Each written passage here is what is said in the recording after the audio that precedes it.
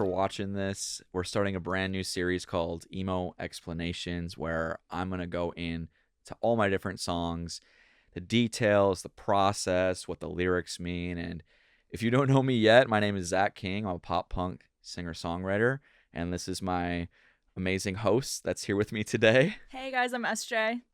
SJ is a big fan of my music, and I wanted to bring her along to give a different perspective of what fans think when they hear my songs. And so she can ask those kind of questions, because when you're an artist, sometimes you don't really think about all the specific details and different songs, what they mean, the lyrics and everything. So we're just really excited to go through this with you guys. Yeah, no, I'm really excited because I've been listening to your music for quite a long time now, and I know the first song that we're gonna kind of go through is one of my favorites, so I'm excited for everybody to hear that, and I'm excited to ask some questions. Yeah. But I think to start off, I think it would be pretty good for me to kind of just ask you some more like personal questions. I think there's probably some people out there who know your music but don't know you as a human. Right. So I think that might be good to kind of set the stage. So, Zach, one question that I actually don't know and I would love to know is, when did you start performing? Well, when did you start thinking about being a musician, thinking about songwriting? When did that turn into, hey, I actually want to perform? And then when did that turn into, hey, I actually might want to do this as a career? I would love for you to just kind of take me through that. And I know you didn't always live in LA. It started in Minnesota. So just that entire process, your thought process, and kind of the steps you took to go through that. Yeah, I love when people ask me this question, because it's just really cool looking how far we've come. And when it started as a small little idea and a dream, and looking at what we've accomplished over the last couple of years, it's a really fun story. So just, this might be a way too long-winded answer, but I'm just gonna go for it. Go for it. So I grew up in a little small town called Excelsior, Minnesota. Was raised as very Catholic, had to wear uniforms every day to school, knew about rock stars, but was scared about them because it's all this sex, drugs, money, rock and roll, party lifestyle. Of course, during that time too, because when you were in school, that was like the early 2000s rock that was going on. Oh yeah, so basically, early 2000s. I would love to listen to like emo music, pop punk music, pop rock, you name it. Everything in between that probably wasn't okay to listen to, especially with me growing up. As a little Catholic boy. Little Catholic boy, scared to sin and to listen to Blink-182 or even, I love the Matchbox 20, Red Hot Chili Peppers, and like they're not as bad, but they're all icons. Yeah, icons. Amazing bands and people that I'm still influenced by to this day. But so growing up, I started playing guitar at 11 years old. Didn't really know what I wanted to do. My mom suggested it to me, and I was like, you know what, I think it'd be cool to learn an instrument. I took piano lessons. I never really was interested in piano, so I was like, whatever. Same. Piano's hard. It is. So is guitar. I'm not like, I don't know a lot of music theory in general, but I wanted to like get into some kind of instrument. My mom pushed me to play guitar, so I was like, okay, I'm gonna start learning guitar. And it was really hard learning. I'm kind of one of those people that needs to practice over and over and over and over again to get something going. So it took me a long time to get to the point where I was really feeling good about it. I had a band in middle school. We call it the Garage Band. I was going to say, you guys have a name? Or was it just the Garage Band? It was the Garage Band. The Garage Band. Yes, exactly. Oh my goodness. But do you remember your first show? Oh yeah, it was a 7th grade talent show in middle school. So everybody's out there wearing their uniforms. We come out. Did you wear your uniform on stage? No. Okay. We were obsessed with Three Doors Down. And honestly, that was mostly my influence. Like the guys with me were just like, okay, fine. They just went with it. Yeah, we had Patrick on the keys, Jacob on the drums, Nick, that was the lead singer. I didn't sing. I just played guitar. Okay. Interesting. And we were kind of talking about this the other day, but we played Kryptonite by Three Doors Down. That was our very first song. And I was very new at guitar. Like, it'd probably been a couple months. So if you guys know the intro to Kryptonite, it's like dun dun dun dun dun dun dun dun dun dun dun dun dun dun dun. And it took me so long to switch between chords. I think it was like an F. Dun dun dun dun dun dun dun. dun dun dun dun dun dun dun dun. Like it was so Stop. bad. We had to like. I remember we had Jacob the drummer. He wasn't drumming yet because it's just a guitar intro. Right. In between when I was switching chords, he would just like play a chime so that just to like make it not Fill the super awkward. space. Yeah, Fill the exactly. space. That's incredible. Yeah, so like we did a bunch of Three Doors Down song. We were basically a Three Doors Down cover band for a I long love that time. We so played like much.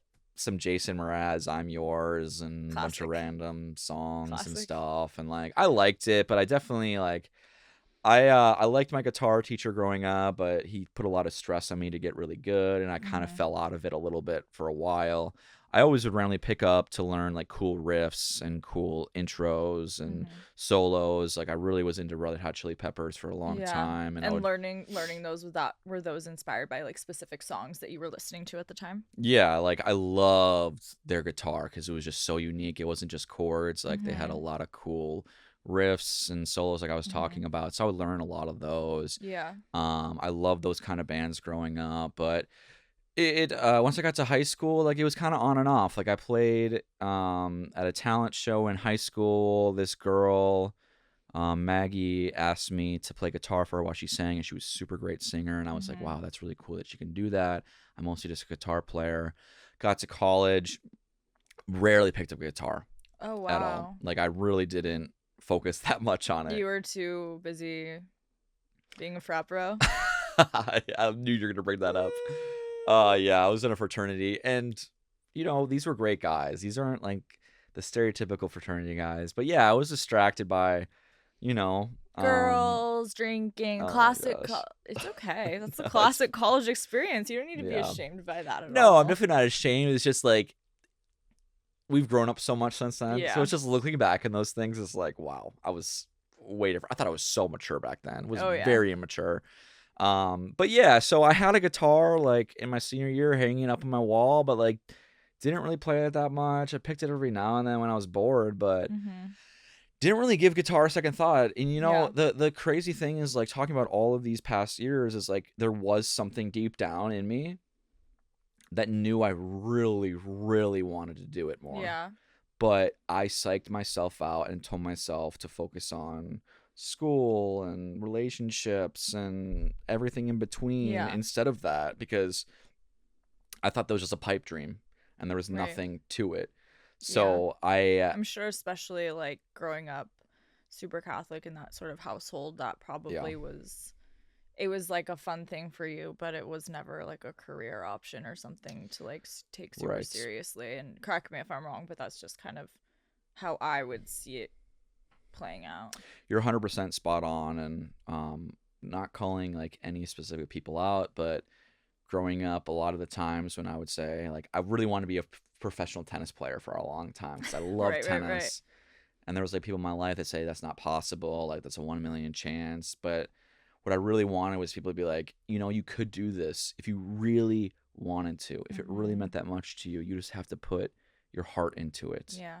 And it is going to take up your life, but that's okay if it's something you're really passionate about. And Yeah. don't get me wrong, I was good at tennis, but I wasn't like Yeah. professional good. So like that might have been a good thing for me to hear back then. Yeah. But with music, I never felt anything that strong in my life. Yeah. I remember one time I was back at home. I'm kind of skipping ahead a little bit, No, it's but okay. when I started taking voice lessons and playing guitar and writing my own songs, and my first album was about to come out, I remember crying to my mom at lunch at this Thai restaurant because I was so serious Oh. about this. Like, I've never felt that kind of excitement and energy in my life Yeah. since I was like a kid, just going through everyday joy. Yeah. And it just meant so much to me at the time because I was writing songs about mental health, about my life, about Mm-hmm. relationships, things that I just held back and never like told a therapist about, Yeah. never really told anybody about it. It felt so good to put them in song form. Yeah. It was a Um, release almost. exactly. Yeah. So like after college, I graduated, moved back home. I went to school in Des Moines, Iowa, at this university called Drake University. Got my business degree. Thought I was just going to work in corporate America for the rest of Mm-hmm. my life, working a 9 to 5, Mm-hmm. and I definitely did do that for a long time. Right. I worked at this business incentives company while still doing music, while Mm-hmm. still taking lessons. And I started learning vocal lessons from my amazing, amazing teacher, one of the best people I've ever met. Her name's Lisa Scaff in Minnesota. She taught me everything I know about singing. She Mm-hmm. encouraged me. She believed in me. She was the one that pushed me to write songs and get Yeah. things off my chest. And sure, the first 10, 20 songs are really bad, but Would love to hear them. oh Maybe you man, can show me another they're really time. sad too, like really Oh. sad songs. Like I remember one, it was called "Uncomfortably Numb" or something, Oh and my like god. Oh my it was god. very. It was like the first live song I played, and my friends I remember seeing me They're were like like reacting they're like this like, is really sad. bro, you good? Yeah, exactly. Because like But that's a good thing. That's not bad at the end of no, the day. definitely. But my friends know me. Like if you meet me, I'm a very positive, energetic, Mm-hmm. um, social person where you never would assume things about me like the darkness inside me, Of mental course. health, depression, anxiety. You would never assume those things when you meet Right. me. And that's what I think music really helped me do is get out there. But people were really surprised. They're like, Yeah. this doesn't seem like you. But I'm like, actually, this is me. This is just the other side of me that I don't like to show. Right. I'm not comfortable with showing because I don't like to bring other people down. And I always thought it was a burden to talk about those Right. things. So if you guys know me at all, my music's a lot about mental health. It's a lot Mm-hmm. about getting through things. And sure, there's a lot of songs about relationships, but that is a part of mental health. Mm-hmm. But I'm trying to give off this message of it's okay to not be okay. Yeah, And absolutely. especially in our day and age, like everybody struggles with Mm-hmm. mental health. I don't, I, Yeah, even if you don't think you do, but every single person, absolutely. sure, people like older generations just might call it life, you Yeah. know, Yeah. and they like And this. things are hard. And that's Yeah, just how it is. But it's exactly. not. And it doesn't have to be. No, it's they always want to talk about sweeping it under the rug and no, or man up is the classic thing for Yeah. men. Like I heard that. Especially for men. And I think that's what drew me to your music so early on was just how vulnerable it was and like you Hmm. talking about mental health because I'm a big proponent of, talking about these things and like I don't want that to ever be an uncomfortable situation for anybody that I come into contact with. Like, I always want people to be comfortable with me to talk about Hmm. it because I've gone through, my own struggles. So, seeing somebody as an artist like you who is as vulnerable and like wants to talk about these things and like wants to make it okay for other people to talk about these things, like, honestly, that's what really drew me to your music to begin with. So, thank you for that. No, thank you for I saying that. no, really, I really do Yeah, love it, and it's been good to listen to. It's been good for me. I really appreciate that, and honestly, that is the goal of what I'm Yeah, doing. of course. Like that, you don't know how much that meant to hear you say that, but Yeah. it's true. It's don't get me wrong. Like when I started playing music, I didn't want to be famous. I don't want to be famous per se, but I kind of realized when I like writing these songs, and a lot of them were about mental health, and they were Mhm. about getting through things, and I realized like, wow, like this is such a big part of my life that I was pushing down for so long, where I didn't want it to be a part of my life. I was like, oh, you're not like everybody else. Like everybody is like going through things, but they just get over it. And I never could get over things for some Yeah, reason. and that's okay. It's definitely okay. And that's such a normal human experience. Humans love, people in general love to pretend that things that we go through are nothing and that everybody's dealing with them. You always, I don't know about you guys, but I always Yeah. convince myself that, like, oh, yeah, I used to at least, oh, this is not that big of a deal. You can move Right. past this. Like, Right. don't be like I could say so many words about descriptions that I Mhm. don't want to say on this podcast because I want to keep it PG, but about if you felt this way, this is your X, Y, and Z. You're Mhm. this name, or you're this name, or you're this name, or you're just man up. Like Yeah. those were the big things, and I love this day and age is where we can talk about these things, and it's Yeah. okay to talk about them. And I've been doing this for a while now. Before it was even okay, trying to talk about them, and it took me Absolutely. so long to get to that point. Absolutely. But I think everybody's meant to be here for a reason. Mhm. And if you don't listen to your heart and if you don't listen to the reason why you're supposed to be here, it could be anything. It could be being a parent, it could be being a great wife or husband, it could be you're in community service, it could be music, it could be mental health, it can be anything. Like everybody has a calling and you're meant to do something. And I tried to pull away from what I was supposed to do for so long Yeah. where I finally just gave in. Mhm. and just was like, I need to focus on helping people and making music that can help people because I think it's a great avenue to do that. Yeah. So this was a very long-winded answer No, for your I very love first it. I question, love but it. this is exactly why we discussed making this series, is Yeah. to kind of dive into not only the songs that we're doing, but a lot of my stuff has to do with mental health. So I'm glad we were able to bring that up. Yeah, absolutely.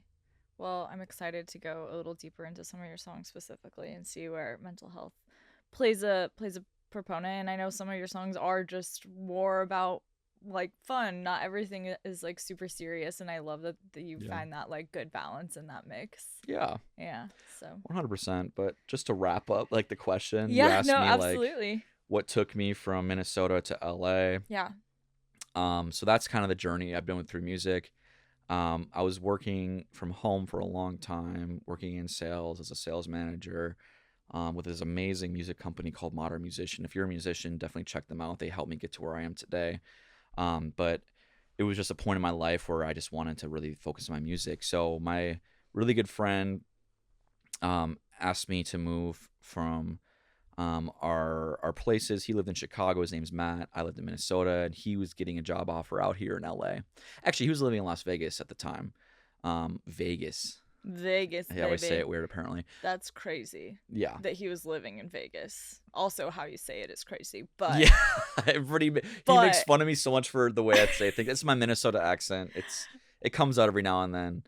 But basically, he was there. I was in Minnesota. He jokingly asked me one day, he's like, I got a job offer here. You should move out with me to LA. And just started laughing. And I was thinking, I was in Minnesota a couple years after college. And I was like, wait, maybe I should do that. Yeah.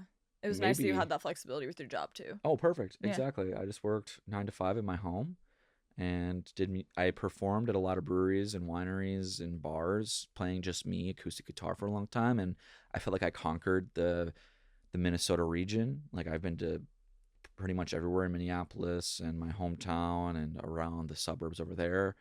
And it was fun, but I was playing a lot of covers, playing some originals, and I was like, I really want to go for this original music thing. Yeah. So he asked me, and I jokingly was like, we're on the spot. Yeah, let's do it. He Yeah. thought I was joking. And I was like, no, like this is actually a great opportunity. Mm-hmm. And I was very envious of my parents because they lived in Germany for a long time, and they said it was some of the best years of their life because they just took the leap. My dad was in the military, so he was stationed over there.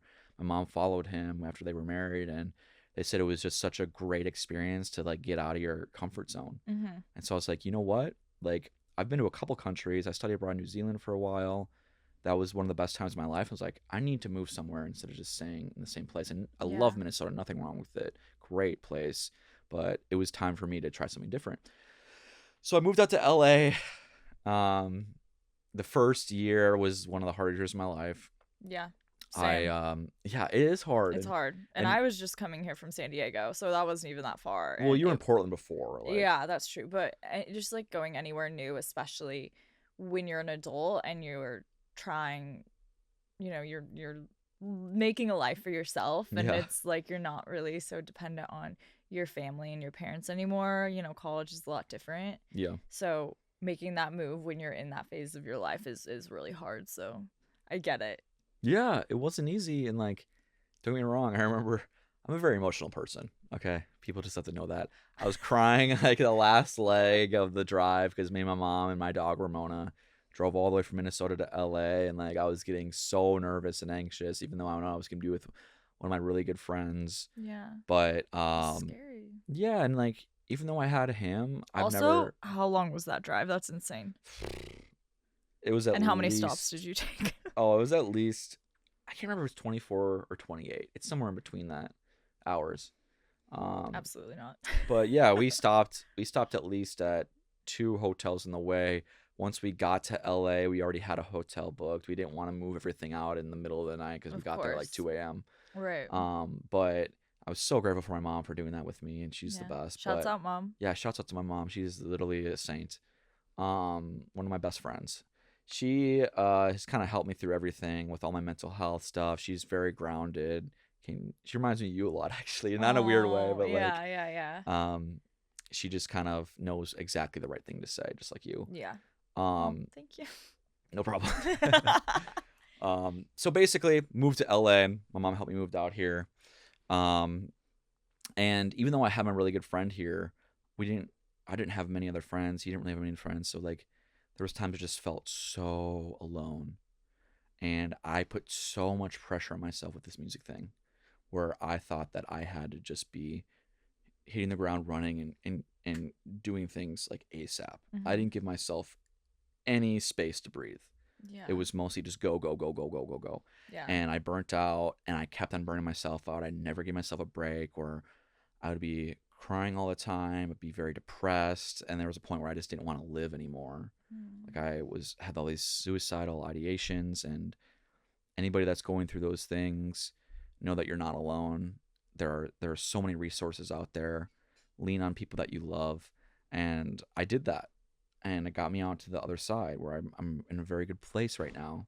And don't get me wrong, there's gonna be times in my life where I'm not gonna be in a good Yeah. place, and that's okay. It's just part of being a human. So if you're going through these ups and downs, that's totally normal. But it kind of showed me even more than and reassured the idea that I do want to work in mental health. Yeah.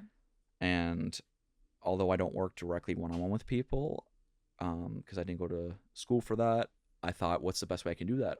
Through something that I'm passionate about is music.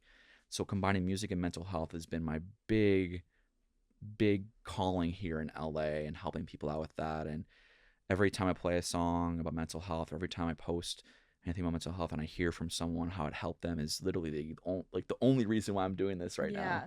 Don't get me wrong, I love music. I love making music. I love everything about it. But that is really the one big calling that I have, is to help other people. Yeah. I love that. That's beautiful. Yeah. So here we are today. So here we are. It's been a long journey. Been playing at a bunch of iconic venues. We played at the Viper Room. We played at Bar Lubitsch. We played at St. Rock. We played at the Mints. We're playing at a bunch of other places. Yeah. Applying to festivals and stuff. Yeah. We're in the Battle of the Bands competition right now. Yeah, lots to come. So like a lot of good things are happening, and I couldn't have done it without people by my side. And like, what is the quote? Like, if you want to go far, bring people along with you. I can't remember the exact quote. I'm probably butchering it right now. It's something about if you want to go fast, do it alone. If you want to go far, do it with others. Something like that. That's the gist. And like, I was so about doing it by myself for so long. I was like, I'm just gonna do this. I could just easily crush this. No, you need people in your life. Yeah. Like, hold on to those people that love you, and hold on to the people that you love, because those are the people that are going to support you, and those people are going to bring you to the finish line. So yeah, absolutely. Yeah. So that was one question that lasted about 30 minutes. Well, I think that's a good overview of you, and thank you for sharing. I know that's a lot, and it is very personal and emotional to you, so I appreciate you sharing all of that. Yeah, definitely. But yeah, I think these next episodes will be probably a little bit quicker and just going deeper into each song. But I'm excited to get into it. We're also gonna have a little wine portion that I'm gonna bring along. We've picked out some wines that are going to be, everything will be under $10, because, you know, if you're a starting musician, we know sometimes money is tight. So, you know, on a journey to find some good, cheaper wines, but we're also bringing in stuff that's going to relate to the song, and we're going to rate it at the end of each episode. So that'll be fun too. Little razzle dazzle in there. A little razzle dazzle. I love it. Yeah. Yeah. Yeah, exactly. We're going to be going through, like she said, the specifics about what the song is about, what the process was. We might talk about the music videos, because I have a couple of music videos for some too. And we love wine. So we love wine. Some wine. Yeah. So, but all right. Yeah, thank you so much for listening to this first episode, guys. Thanks for tuning in, guys. I'm Ashtray. I'm Zach. Have a great rest of your day.